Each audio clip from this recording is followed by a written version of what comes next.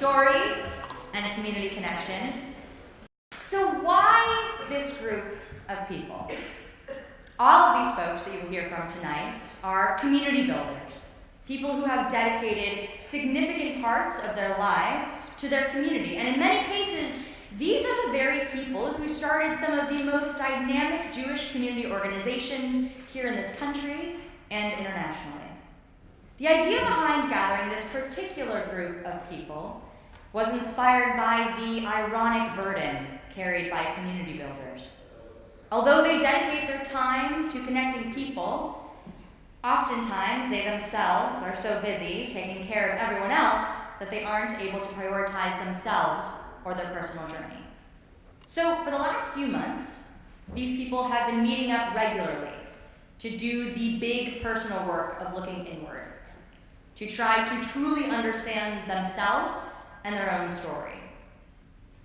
The stories you're about to hear have themes of learning about yourself, asking questions, self-acceptance. It's going to be beautiful, sad, funny, heart-opening, educational, and entertaining. It's going to be a very special night. Our next speaker is a woman of many talents and many, many, many interests. She currently serves as the representative of the WZO Education Department in North America, where she oversees over 130 Israeli educators and leads a wide variety of educational projects affecting Israel diaspora relations. Before moving to the States, she was involved in numerous community initiatives, a passion that has continued here in New York, where she finds herself equally, if not somehow more, busy. She's the founder of Connect IL, a liberal Israeli community offering opportunities for education, professional growth, and activism for Israelis living in New York. So what type of person ends up serving the community in such a way, working to connect people from all over the world and provide so many diverse opportunities for gathering and growth? With time zones alone, it's no easy task. So what drives this thirst for experience and connection? I'll let our next speaker answer these questions and more. Please join me in welcoming our next speaker to the stage, Hilla Drechler.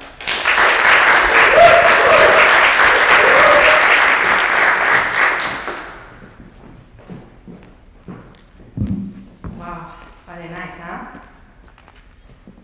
Good evening, everyone. I'm very excited to be here. And I actually want to say that I'm sure you can't hear it, but I'm not from here. But Ron already said it is in Israeli, so I can't use it anymore. Anyway, 2 years in New York, and still I can't get rid of this heavy accent. But now that you know it, you have to support me, right? So okay, let's get started. Walking on the streets of New York sometimes feels like I'm on the top of the world, but at the same time could also feel quite lonely.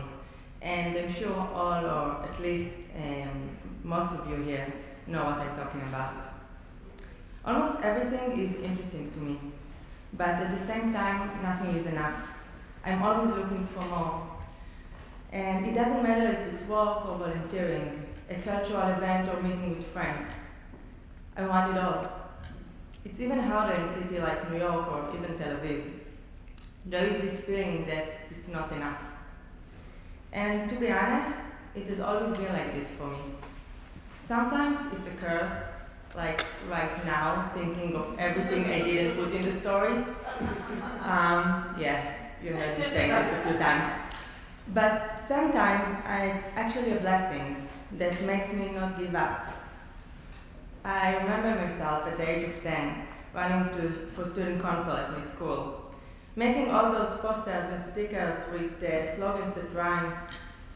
I didn't get elected at first, but then on the second round I was in. I didn't know it at the time, but taking on a leadership role in my community at such a young age helped set the precedent for the rest of my life. On this path that I choose or find myself in, I'm not so sure what was first, This feeling of wanting it all and not giving up because of it, or this desire to make an impact on my environment, my community. This feeling of wanting it all got named just a few years ago while I participated in a young professional delegation in Germany. Once again, I couldn't make a choice between two options, and one of the group members says that they have, and wait for it, it's going to be shocking, FOMO. Fear of missing out. I know. That was the first time I heard the word FOMO. I totally adopted the narrative and said that this is a condition of mine and an excuse. But you know what? It's also my superpower. The thing that makes me open and willing to learn and to grow.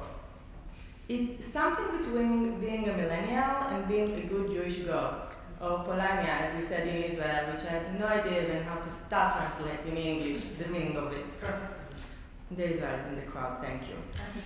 And about that. Wait, sorry. Something went wrong. That's what happened when you try to be more progressive than you really are. Okay, maybe I found it. I was born and raised in Israel, in a very secular Israeli home. We have been celebrating all the holidays, such as Rosh Hashanah and Passover, in a very warm family environment. You know, lots of food on the table. We had krepelach, matzo ball soup, yes, even gefilte fish. But that's about it. And maybe it's also connected to me growing up very close to my grandmother, who was a Holocaust survivor. I've always seen myself as an Israeli and very much a Zionist, but the fact that I'm Jewish had nothing to do with that. Later, after the army, when I started to study at Tel Aviv University, I went to Jewish community organizations like Hillel, AGC, JDC, Kolot, and since I always wanted to meet new people, to get involved, and I was afraid of missing out, I went to all those places, obviously. It was in those walls that I realized the connection. The nature of Judaism is community. And within it, I found space to create all the things that I was looking for: culture, social responsibility, and tikkun olam, the Jewish mission of healing the world. As a millennial, and a proud one, I think most of us have this identity, cultural, spiritual journey. The searching led me to my purpose and fulfillment. That time in uni was the first time I thought to integrate Judaism as Jewish peoplehood into my life. And I even wrote my thesis about the Hadam philosophy of Judaism as a culture. Today, you can say I'm kind of moving from flirting with the Jewish world, involved with all this organization with 3 letters and a J somewhere, to become a professional Jew. Still working on it. So, FOMO, Judaism, and Israelness, right? I guess this is how I find myself on Shlichut, emissary here, walking on the streets of New York and other cities in the States, promoting Hebrew studies, but actually modern Hebrew, as Sfat Em, ולא רק Sfat Am, as the language of the people and not just as mother tongue. This is also why I started my community Connect AL, a platform for Israelis in New York that offers learning alongside activism regarding liberal, social, and educational values. I mean, I'm here in New York, and so many things are happening in Israel, too many things right now. I love to be here, loved my work, loved to be part of this global world and new experiences.